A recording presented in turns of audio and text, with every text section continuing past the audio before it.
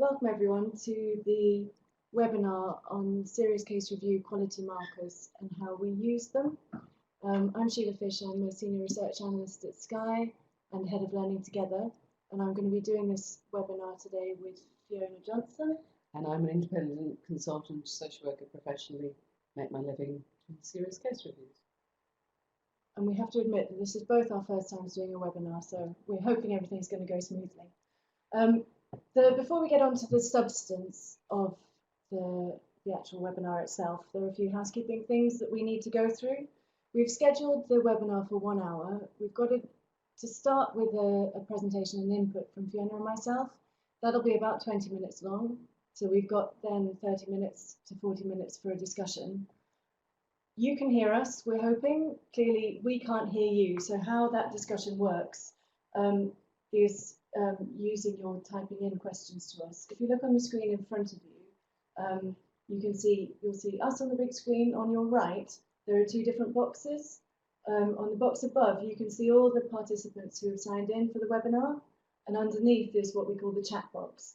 And it's in that box that, as we speak, you can pose any questions to us about the quality markers in our presentation that you'd like to. And once we finish the presentation, we will do our best to respond to those questions. Depending how prolific you are, we won't cover all of them in turn, but we'll definitely try to pick up key themes that you raise.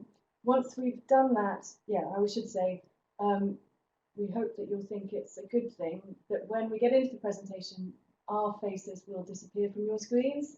You'll get the PowerPoint as the main view, and hopefully continue to hear the audio of Fiona and myself speaking.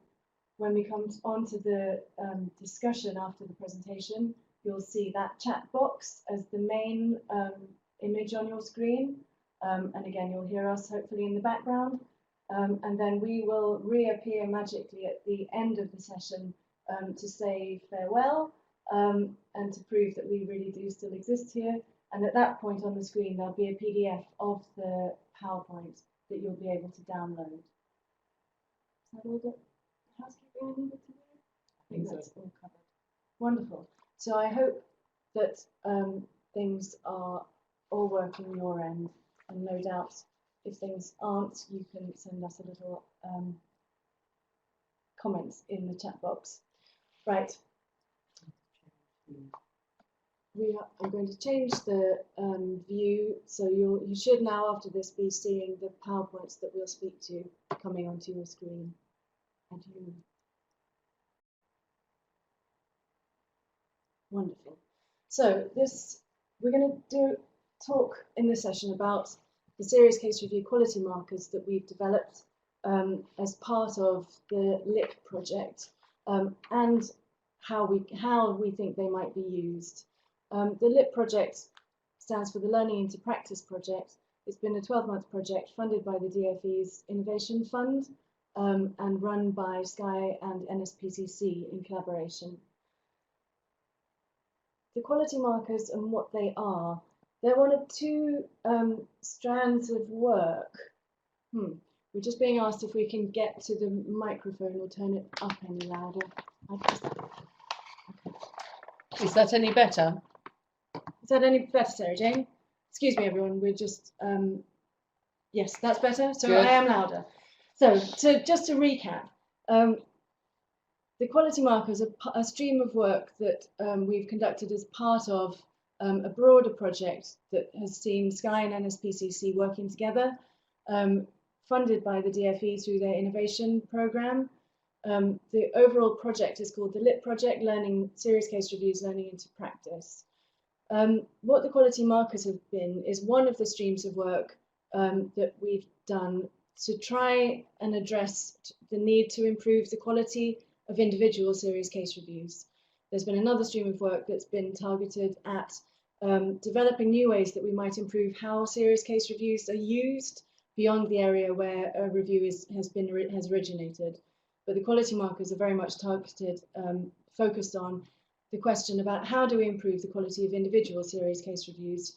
So there are means of creating a common framework, really, for thinking about quality for articulating what good looks like, and most importantly for supporting commissioners, those involved in commissioning and those involved in conducting serious case reviews, to think about and have discussions about how you best achieve those quality markers. So if that's what they are, why did we end up thinking about them? Why do we think they're needed? Obviously, I'm catching up with the technology. Why we think they're needed? As all of you will be very aware, there's been, I think over a long period of time, quite a lot of dissatisfaction expressed about the quality of serious case reviews, and that's tended to focus only on the quality of the final product of the report. That was the focus of Ofsted when they were evaluating individual SCRs, and more recently it's been the focus of judgments articulated by the National Panel of Independent Experts. And against those judgments about, or the dissatisfaction with the quality that's been consistently achieved across SCR reports, we've also had a position where, compared to a lot of other fields, there's remarkably little support or guidance provided to either commissioners or those who conduct reviews. That's left people drawing very much on their own individual experience, without recourse to much formalised support.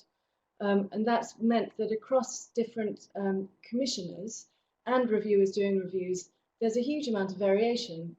You might say it's quite eclectic, different approaches, because they're possibly inevitably based very much on the experience that any individual or group has had. Again, of course, you can qualify that with there's much more work being done to try and bring together expertise in regional groupings now. But in the main, we thought there's something to date about the fact that there has been very little guidance development to support people in achieving good quality SDRs. So in the work of the Liq Project, what we proposed really was that the commissioning and conduct of serious case reviews should be informed by the knowledge base that exists about how to conduct effective reviews and investigations. And it should do that whilst supporting a diversity of approaches and supporting innovation and creativity in how we do them. Clearly, there isn't an enormous evidence base in relation to serious case reviews, but there is some. And again, we'll come on to some more about that.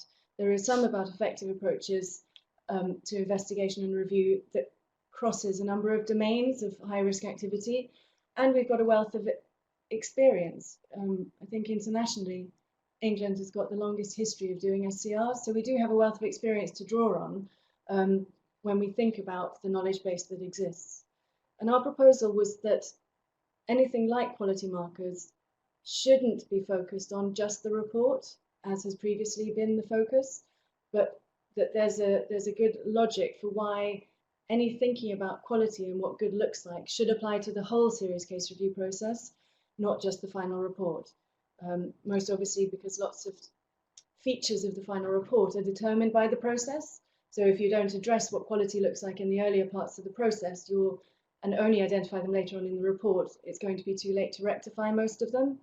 And secondly, so much of what happens after the report's completed is what's critical in order to have any chance of securing improvement.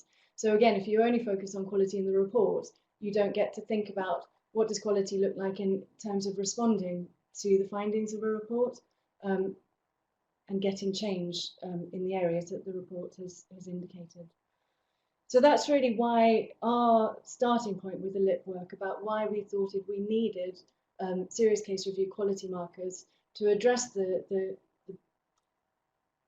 view that there wasn't a satisfactory level of quality in SCRs to date, but to provide better guidance and support for people commissioning and conducting, and to make sure that covered the whole process. So why the quality markers format or mechanism? We've put on the screen there that quality is obviously critical for serious case reviews if they're going to play the role in supporting improvement work in multi-agency safeguarding. And yet quality that means it's critical, but in this field it's very contested. There isn't any obvious agreement, and there are some clear points of disagreement in terms of what good looks like in the process of conducting the review, in terms of what a product should look like, or how you go about responding. And yet, despite that, we are in a quite particular field, should we say, where there's no one body or person who's got the authority to arbitrate and decide once and for all what we mean by quality, what good does look like. Since Ofsted stopped evaluating SCR reports, there is nobody else who arbitrates in this contested arena.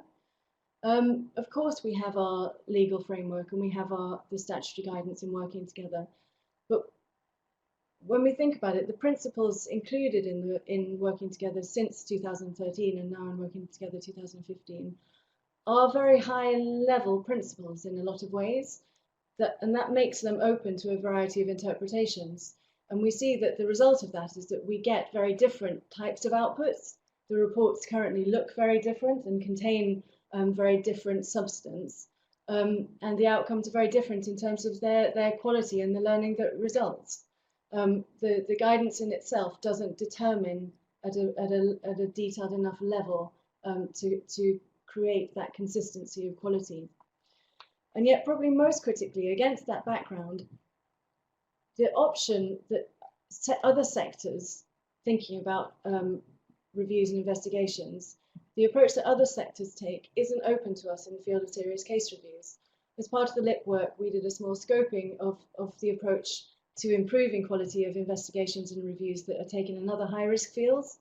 And that showed very clearly that across all other fields, the approach taken is to prescribe a particular approach, to be very clear about what that approach looks like, and then to provide accompanying supports and specific training to support that. If you think about the acceptance of root cause analysis within the NHS, for example, that's a very clear, that makes it very clear. People within health, there's no debate or disagreement about what an effective approach is. That is the approach to investigation and review used within the health sector here. And yet clearly within our statutory framework for serious case reviews, which allows and encourages, accommodates a variety of different approaches and encourages proportionality and creativity, that option of just specifying a particular methodology clearly doesn't fit. So as part of the Liq project, we were left, having got very clear about that, that left us looking around to see what alternatives therefore were available for us to think about in terms of supporting the articulation of quality and people to think about how to achieve that kind of quality. Much influenced by Sky's work with NICE, being the NICE Collaborating Centre for Social Care, we ended up spending quite a lot of time looking at the format of NICE quality standards, which is a process and a structure that NICE use for articulating quality for various domains of health. And what we thought was that they provided a potential alternative for structuring the evidence about good practice for serious case reviews, and allowed us to do that in a way that was systematic in terms of presenting the features of quality, but also transparent about the evidence base that underpins those features. And most importantly, it seemed to us to provide us, to give a starting structure that helped us do that in a way that did accommodate innovation and diversity in a way that our statutory guidance allows, and that clearly is also very desired by people in the sector at the moment. There's no move to call for more prescription. I think that's very clear. So that's why we, as the Liq Project, thought if we need them against this, we need something about quality given the dissatisfaction there's been with the standard of quality achieved and yet the lack of guidance. We need them because there's no, the options used in other fields aren't available to us. This structure provides a mechanism that has potential to explore. The process we've used, therefore, in going about developing the quality markers has been a very collaborative process. Fiona and myself, we've worked very closely with a group of 5, 6 very experienced lead reviewers in developing the markers. In parallel, we've also had 5 serious case reviews running that we have used to apply the markers to during the course of developing them. So it's been a very live developmental process of developing them, applying them, refining them, and on the basis of what we've learnt. We've had a lot of input from the Association of Independent Chairs via the association. We've had a lot of input from chairs of LSCBs and reviewers via 2 particular summits that we arranged. And we've also had representatives of the association inputting along the way. DFE, clearly as funders of the project, have had a very keen interest and have been versed on the markers as they've been developed. And we had a slot at the meeting of the national panel where we explained to them the approach we were taking and what we did. So I don't think I'll say much more about that, but for these markers, if these are going to provide a common framework for articulating quality and supporting people to think about how to achieve them, clearly a set of quality markers would need to have widespread traction in the sector, which is partly why we have felt that it's been very important that the process has been very collaborative. A little bit before we get to the detail of how we structured them and what they cover, on the general principles that now underpin them. And I think these principles have emerged through the process of developing them and are now clearly underpin all of the markers. It's worth looking at the detail of the slide because I think it's more wordy, but it does capture the key points that we want to convey. The markers, we think, it's important that they're not seen as minimum standards. We could have done a set of markers that were just about minimum standards and being compliant with the statutory guidance. We didn't think that would be very helpful. What the markers try to articulate are what good quality looks like, that are achievable goals, and simultaneously are a means that would help and enable a board to improve the quality of their reviews, so that if they're not currently meeting all of them, the markers would support the process whereby boards get closer to, over time, achieving those features of what quality looks like. So we want them to capture what boards are expected to achieve, whilst acknowledging that some boards will require a development journey to do so and can use the quality markers to help them. We've explicitly designed them in a way so that we hope they will stimulate discussion and dialogue about how to achieve them and about what processes and ways of doing things people have now and whether there's scope for improvement. One of the key principles is that they do focus on real-world challenges involved in doing good quality reviews. A very strong message back from a lot of the chairs was that serious case reviews don't happen in a vacuum. They happen in real world situations of pre-existing histories and relationships, and that makes them, serious case reviews, a very complex field of activity, and in that complex field simple rules rarely apply. There are a huge amount of issues in the SCR process where judgment is needed. There are no categoric rights and wrongs, and we have designed the quality markers to try and capture that fact and those issues. So that's included identifying obstacles that in principle can be overcome and should be overcome, but equally as importantly, we've tried to use the quality markers to make clear some of the inherent complexities of the task that are never going to go away and will always need to be worked with, and will always need to be worked with in a way that finds the best balance of things. We've articulated in these markers what the principles of good practice for reviews look like, whilst leaving individual boards and reviewers to be the ones to decide how to achieve them.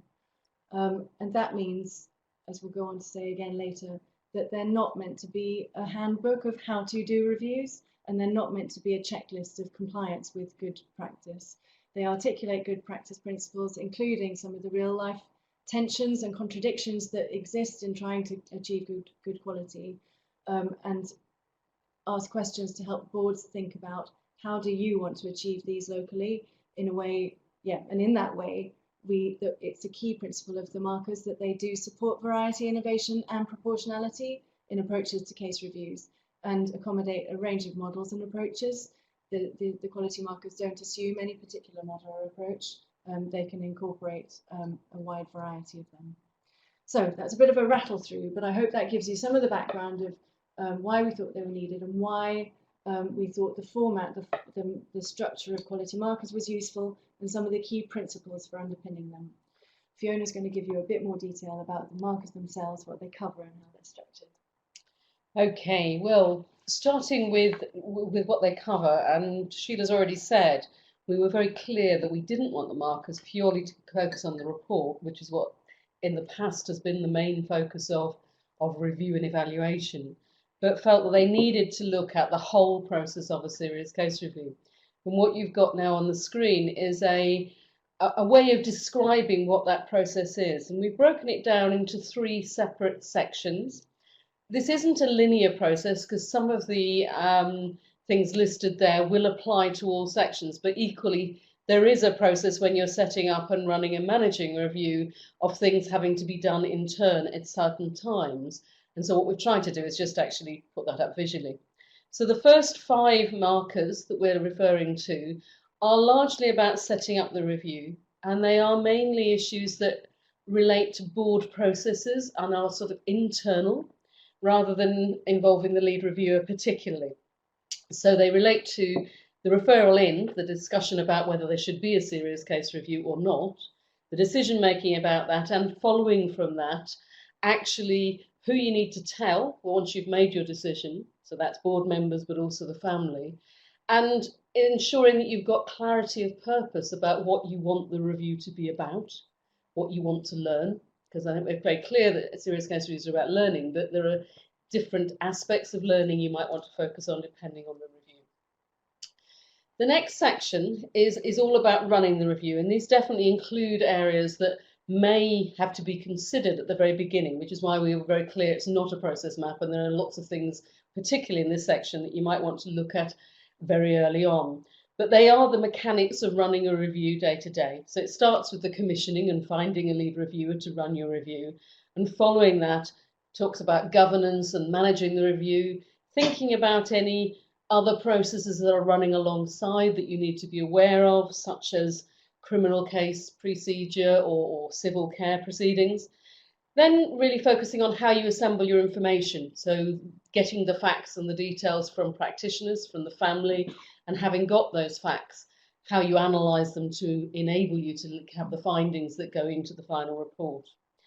And then finally, the last section, the last 5 markers, are all about producing that report, and from producing that report, actually deciding what improvement action is needed as a result of the report, and having developed your written response and publishing the report, how you implement and evaluate what you have achieved. The last marker in particular is the one that we've probably been least able to develop, because it's the one where you have to, we've been testing these markers as we've gone through against the 5 pilot reviews that have run.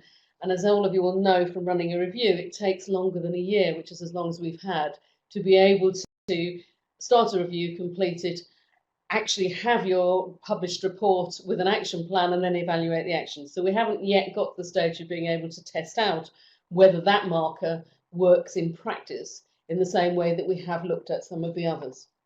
But that gives you an idea of the whole of the SCR process. Now, each of the quality markers, as Sheila again has said, has been based and structured around the principles in NICE quality standards. And anyone who's actually looked at NICE quality standards will know that they are very dense and very detailed. What we've tried to do is simplify our markers, partly because we don't have some of the same evidence base as NICE standards would have, because we don't have hundreds of years of research to back what we're doing, but also because we wanted to make these documents as accessible as possible, and we actually felt we needed to simplify some of the processes that were in the NICE quality standards to make them accessible and usable. But we have taken as a model to use for how we structured our markers the principles that are behind the NICE quality standards. So we start with a quality statement, which is a brief summary of what we think good looks like. And it's literally just meant to summarize what we think the marker is about. We then follow that up with a rationale, which is an explanation of the marker that unpicks that quality statement to give a much fuller explanation, which includes articulating any contradictions and tensions that we think the board needs to be able to manage. And often we're just highlighting and unpicking the issues that need to be debated and discussed within the board. But that's what we put into the rationale. We then follow that up with some questions which are to help the board think about how they know if they're achieving the quality marker. And the idea of these is that they're questions that board members would consider to reflect on how they were undertaking reviews, whether they could be improving the reviews they're undertaking. And the aim of those questions is not as a checklist, but is to support a dialogue and debate within the board about what it is that's intended to be achieved by a review and the extent to which you're actually able to achieve it, and if not, what could be done to improve that.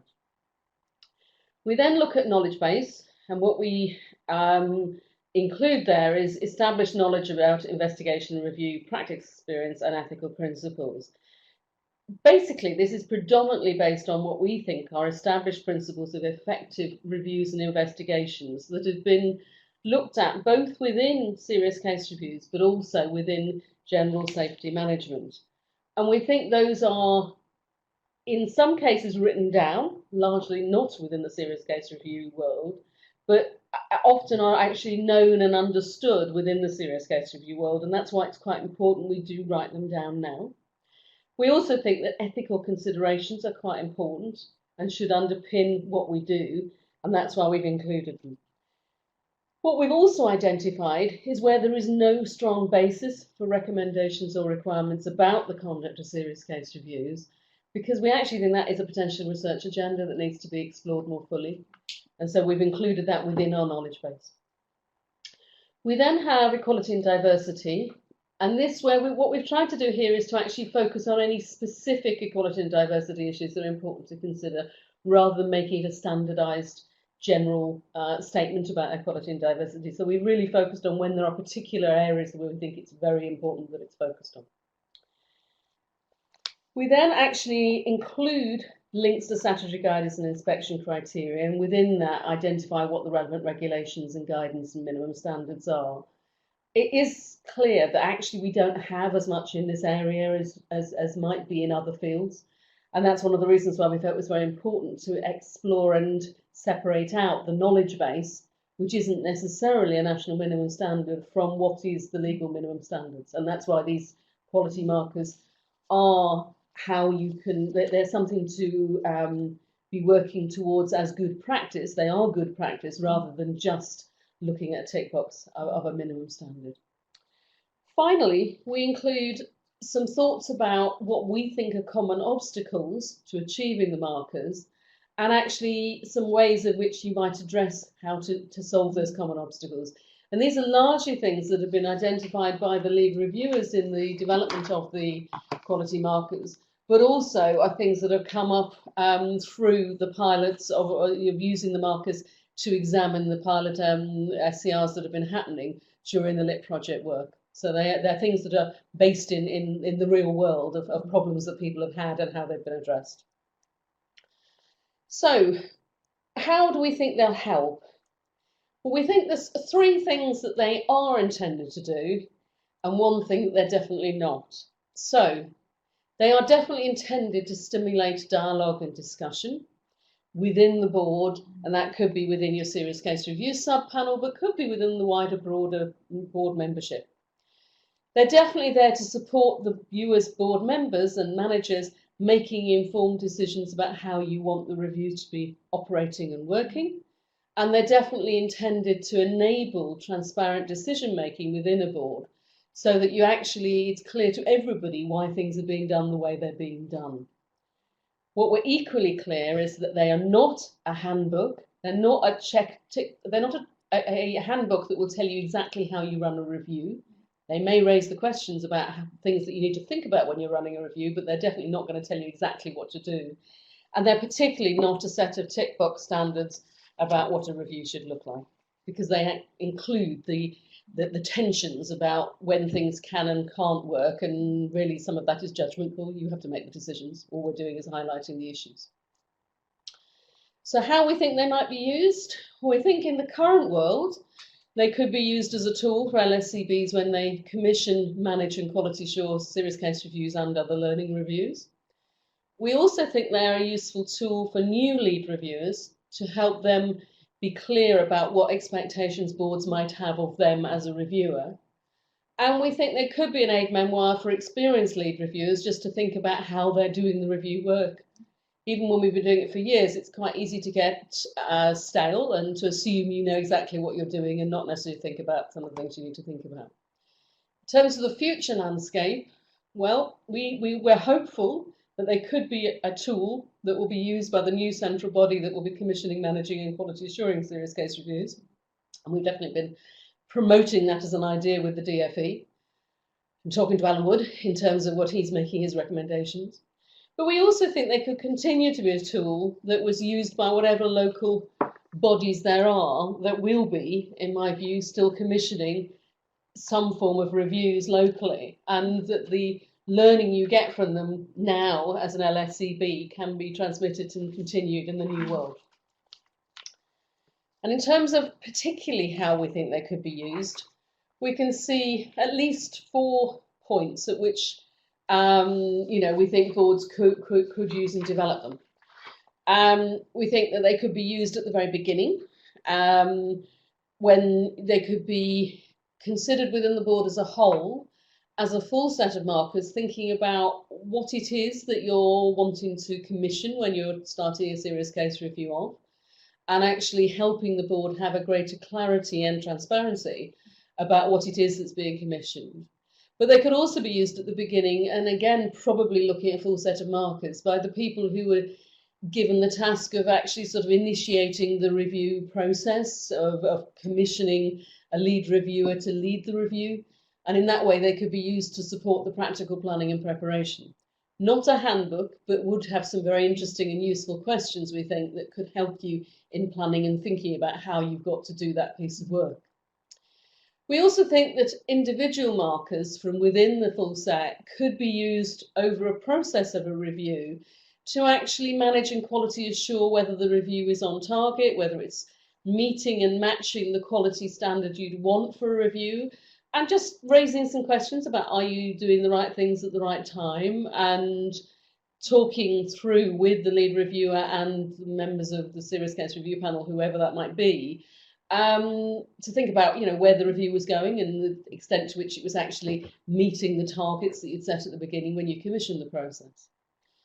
But then we also thought there was a role that could be used for the markers at the end of a review, either at the end of an individual review or possibly for a board to use retrospectively after they've done a series of reviews, to think about the extent to which you've managed to achieve the targets you set when you commissioned reviews in the first place, so that it actually could be a way of evaluating how usefully the money, and it's not an insignificant sum of money for a lot of boards, has been spent in terms of improving learning.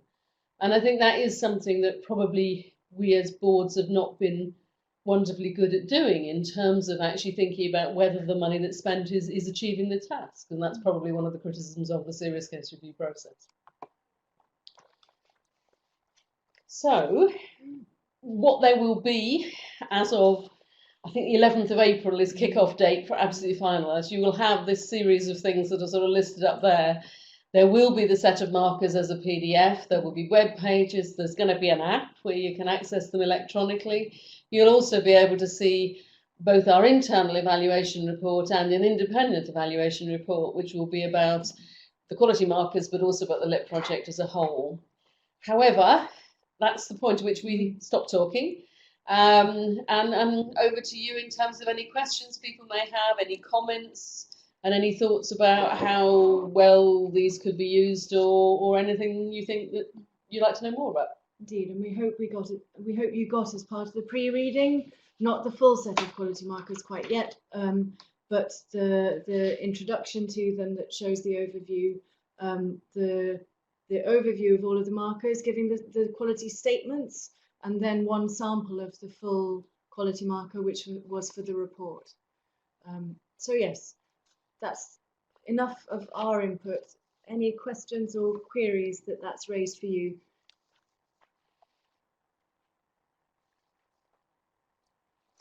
Any general, does it sound like a good idea to you at all? Anything specific? We can see some people are writing.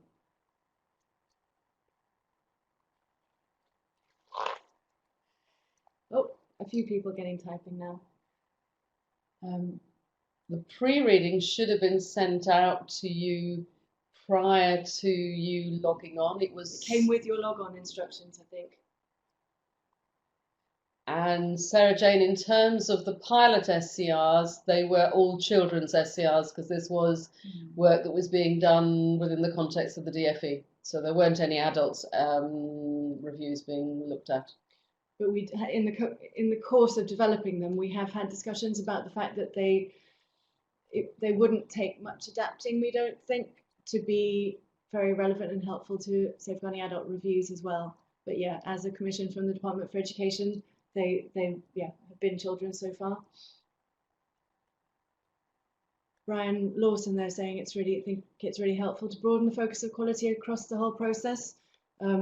That's good to hear. I think as we've done in the course of developing the markers, we've felt increasingly confident and assertive of that for various reasons. You know, lots of different things. If you don't articulate, we know, and lots of as Fiona said, a lot of the wisdom we have from doing reviews, I think we know quite confidently that a lot of learning happens during the course of the process, quite distinct from the final report. But if we don't tend to the process and think about quality, we risk losing that, or not getting it in the way that we might. There's all sorts of things that we miss out on if we just focus on the report. Yeah, okay. Karen saying, agreeing that as a new reviewer, feeling that these probably would work well in adults as well. And I know that there's a NHS England North ran some events just in the last month, looking at trying to get some more consistency across different reviews, including mental health homicide reviews and DHRs. And I think it would be a very interesting follow-up piece of work to get some people from across those different reviews to think about the extent to which they would fit across those different reviews, given in principle a lot of them are principles of good practice. I would hope that there was quite an easy fit, but we haven't tested that yet, and it would be something that, given the opportunity, I think we'd be very keen to do. And we definitely, as we were writing them, were thinking how you could use them across all of the reviews rather than just about children. We've got a question from Brian, anything on timeliness? And yes, timeliness has come up, and I think sometimes it's been one of those judgment calls. I know it's come up in the question of the referral being made in a timely fashion. And in the marker, we've tried to articulate that for serious incidents, there's a logic for referrals to happen speedily following an incident so that you can pick up on any things that need urgent redress that are shown through the case.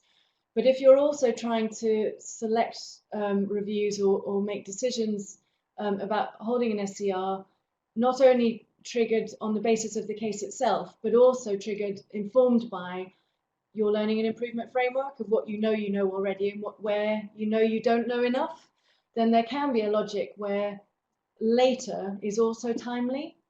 So I think we've tried to tease out some of the what exactly is timely for which cases in terms of referral isn't always the same or straightforward. And And I think the same on the timeliness of getting something finished. We certainly haven't made any categoric, yeah. What we've done in terms of that is we've acknowledged the expectation that reviews should be completed where possible within 6 months, but also identified the tensions that may, the reasons for which that isn't always possible, and where it's sometimes not the most important thing to be focused on. And I think, like so many of these things within serious case reviews, it's often not a yes, no, but a shades of grey. I mean, things aren't absolutely clear as to what you necessarily need to do, and it's judgment calls on each occasion. Yeah. In terms of, Jeff's asked a question about should there be more detail on practitioner engagement.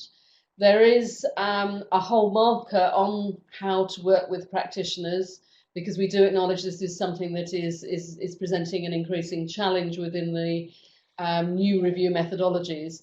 And so I think we will have that detail within there. Yeah. For the involvement of practitioners comes up in 2 different ways in the markers. It comes up in one about assembling the right information. So that's more of a sort of research aspect of, have you identified, are you thinking about the right people to involve, and how you go about getting the right information. Are you using the right methods to get the right kind of information that you need? So that all comes up in assembling the information. And some of the involving also comes up in the analysis ones of, are you doing the right things with what you get from the practitioners? And then the third part where it really comes up is in the one that's called the involvement of practitioners, which is about making sure that they have trying to enable them to have a constructive experience. So I think we haven't, again, this is not a how-to of what's the best way to involve practitioners, but across those 3 markers, it raises what principles about good quality look like around the involvement of practitioners, if that makes sense. We had, coming back a little bit further, we had some people also saying, I think Suzanne, you, no, not the one before, Sorry, I just want to, can't read them all. There we go. Suzanne said, was there a reason why we've called them serious case reviews rather than statutory reviews? Again, I think this has slightly just been the politics of funding, probably, which wise with hindsight, we might well have had more robust discussions about calling them statutory reviews. We've been very keen to think about the fact that they should also inform non-statutory reviews, and to not make too clear-cut a distinction. But the actual funding for this project was from the DFE, so their interest, and that's what it's focused on, was on serious case reviews. Yeah. In terms of Isabel's question about impact of criminal process on timeliness, I think you have to, again, that is something that's covered within the markers. When it's particularly looked at within the marker on parallel processes. And it's one of those judgment calls, because you have to look at the extent to which you've been able to explore whether there are ways of being able to complete the review regardless of the criminal process, or whether the criminal process is going to impinge on your learning to such an extent that you need to delay. And there's no absolutes in that. That is a judgment about what the impact is going to be on the criminal process. And the major thing we say in the marker is it's something you need to address early and think about early, and that if you ignore it, it can become a block and a problem, but that actually it doesn't have to be a problem if you address it early enough and you have those conversations, particularly with the police. The police, generally speaking, you have got statutory guidance on your side, and you need to talk with the police using that statutory guidance to persuade them to enable you to do the work on the review. Yeah, and I think Karen's saying that these have promised to help boards and safeguarding adult children, and for DHRs being more transparent in how they the procurement processes for lead reviewers. And I think on the marker on commissioning tries to articulate very clearly that in some ways it's often tempting to think that the quality of review is determined by the reviewers you find and the method they use. But actually we've said that those fit with the particularities of the case. But what we've tried to say is that actually you need to think about all of those and various features of local context as well, and how all those different aspects interact with each other, which is quite a complex set of decisions to make. And just articulating all of the different factors and that you have to consider them together, I think hasn't been done before, but does pick up very much on the point that the Association of Chairs made very strongly to us, that we have to see SCRs in their real life context, that it doesn't help anyone in achieving quality if we present an oversimplified view that acts as if they happen in a nice neat bubble, which of course they don't. Yeah. What else have we got? Any other thoughts about analysis and recommendations in terms of what quality means? We've been, yes, the quality marker on analysis is very clear, is probably one of the more detailed, and is very much anchored in the principles of good investigation that cover, it aren't domain specific, so that hold whether it's a health review, whether it's an engineering investigation or a child protection one. They are very much as Fiona said, the quality management, safety management framework that makes sure you're getting to a deep enough analysis of what's caused practice problems, and that we're agnostic of whether you call them findings or recommendations, but the marker says that those have to be placed within a good understanding about how complex systems function and within a good understanding about how change happens in complex organizations. So they're really encouraging boards to get away from more trite and simple responses that are just about training and procedures. So there's the marker is I think provides a lot of material for thinking in the analysis quality marker, and in the recommendation about recommendations as well. And the other bit where we pick up on the recommendations, I think, is in the quality marker about the report, which if you've had the chance to read that, you'll see that part of the learning we've got through the pilot SCRs has really brought into focus that in terms of quality, we need to be much sharper about how we actively protect the privacy of the families that we're dealing with. And that's why the marker of quality in the final report is about making sure that what the substance that you convey is for organizational learning purposes and keeps to an absolute minimum the details about the family and specifics about the case that would allow for them to be identified. So I think those are the two markers which bring up the analysis and recommendations, and they're quite meaty. I think following on from that, talking about the report, Suzanne's asked a question about how learning is embedded in change practice after the review. You know, how does that fit with the suggestions for evaluation? I mean, I think there's two things here. One is actually that part of the project, which is looking at how learning is embedded in changes practice after the review, is really as much as anything about how do boards learn from other people's reviews as much as from their own, because at the moment there is a tendency for the greatest learning to be in the local boards and for it to be quite difficult for other boards to learn from other people's reviews. And one of the things that gets in the way of that is that everybody's reports are written in very different ways, and it's therefore quite hard to pull out from those reports actually some of those more structural issues about what are the causes of problematic practice as opposed to the detail about the particular case. So one of the things we're talking about in terms of the report is actually making sure that all reports, regardless of whatever method is used for doing the review, you can easily pull out from them the learning about how the safeguarding systems are actually working and what the problems with those systems are in terms of why there's problematic practice. And in doing that, we think that's one of the most important things to be able to do in terms of embedding learning. I don't know if that answers totally Suzanne's question, because I think she's talking about evaluation as well, but I just think it's relevant to the review process. Yeah, and I think so. It's in a way two ways. That's one, and then within individual SCRs, the end markers cover and draw attention to thinking about um, how have you decided on what you're doing, and how are you going about putting that into action, and what are your considerations about how you'd go about following up with evaluating whether it's made any difference. So Barry, yeah, we've got some discussions here about how you make sure reports still tell the story of the family, which we know can be useful for practitioners and managers in terms of understanding learning. And I think Barry's absolutely right.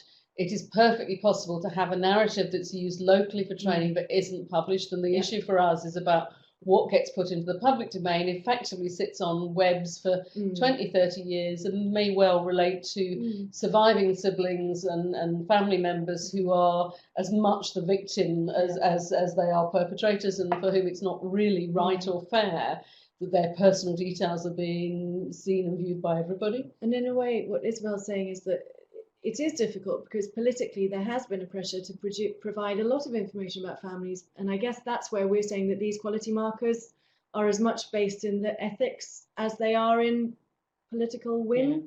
And actually that we think that you can still be compliant with statutory guidance. It depends how you interpret providing your explanation of what happened and why. You can present your explanation of why it happened absolutely in terms of systemic issues that don't require an articulation of family details or the particularities of the case to provide that explanation. But it does probably take some courage to do against what's been commonly the pressure on to provide more detail than is strictly needed.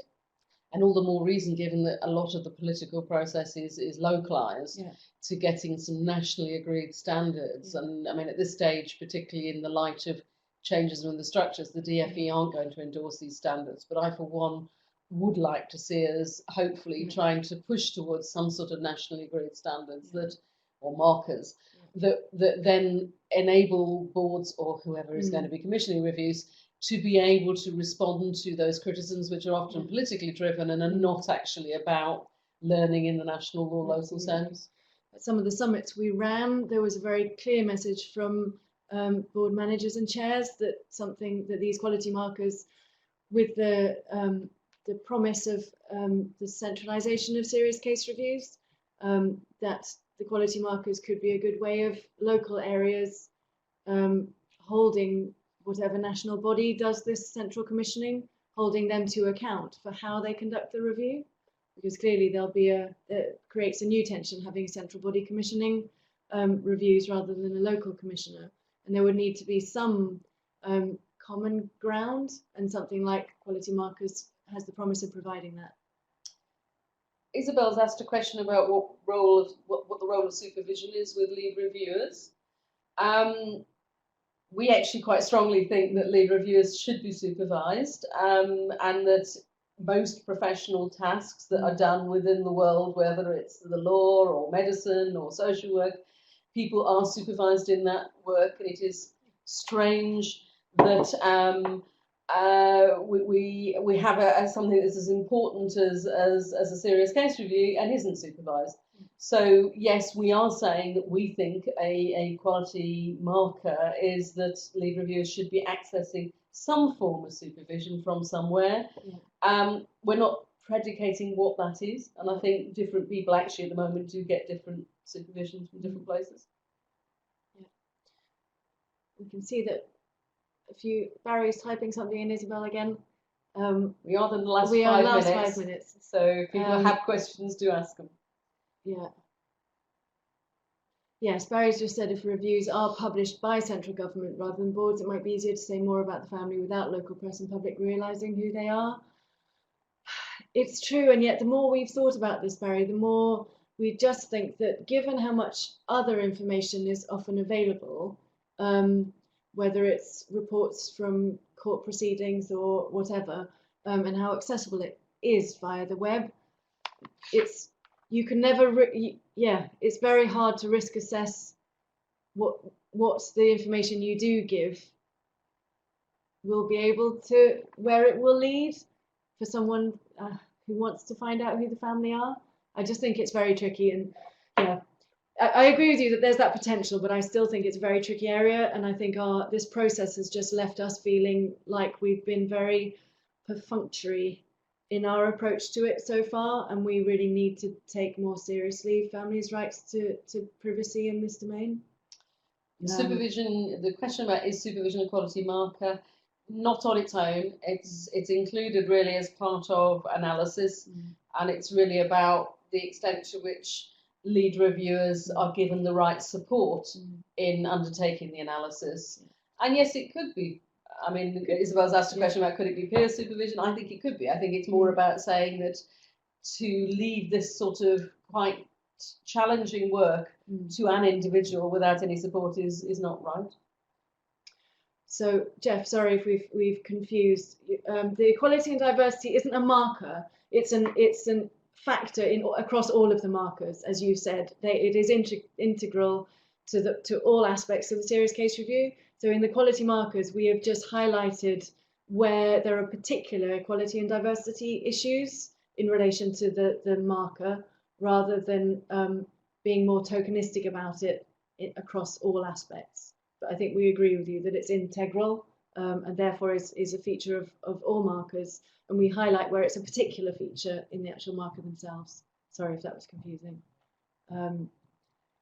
I think the supervision, of reviewers, I think Isabel's just raised an issue that it needs to be independent of the board. I would say it needs to be, there's a question about what kind of skills and expertise the reviewer needs to hold, because in a way you can have, I think, yeah, again, looking at different other areas, other domains of activity that do investigations and reviews, lots of places have a much more stringent training and accreditation process than we have for serious case reviews. My current view is that we treat it very much like an amateur sport, and that's not good enough.